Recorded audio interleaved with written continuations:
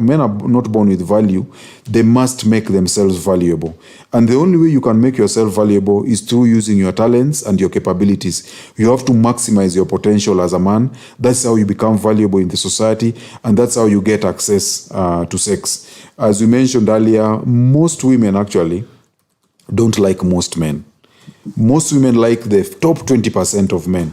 And that is why you find the people, many men fail paternity tests. I think you saw recently even our president said, mtoto ni mtoto, when the debate for paternity tests were coming up.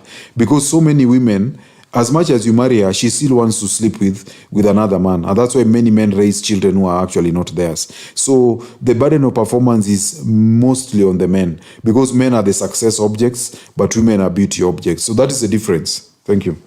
And I think I can chip in quickly.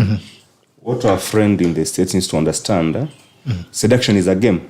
Okay. And women have to set standards. And it's perfectly okay. Like when a woman says she wants to meet in Kempinski, it's not a bad thing. Because for women, they have to be very selective because they have that burden of the womb. They want to see if you measure up. And for men who have like the frame and they have their act together, they can say, no, we're not going there. Let's meet at Sanford and she'll come.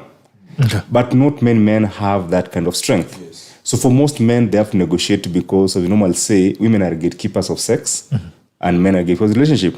So kwa kwanza lazima kuna kudanganyana kidogo. Just hata kupima, kuambia kempisi, kuna utapima, kuna kupimana mnapimana, you know. And also I think because it's in America, per honest, it's an open society, like it's a black and white.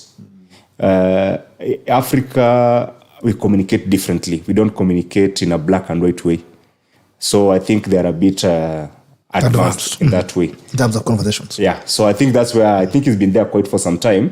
So he's taken up the American way of doing things because there people just shoot straight. People don't go through they have cultivated their culture of honesty, which happens at very advanced societies or societies that are down there. Hapa tuna negotiate kwa. Yeah. Hapa when you are in the middle, hapa katikati juu Nigeria, Kenya, you are middle class nini kuna ujanja inafanyika. And kitu mimi nikifika Canaan.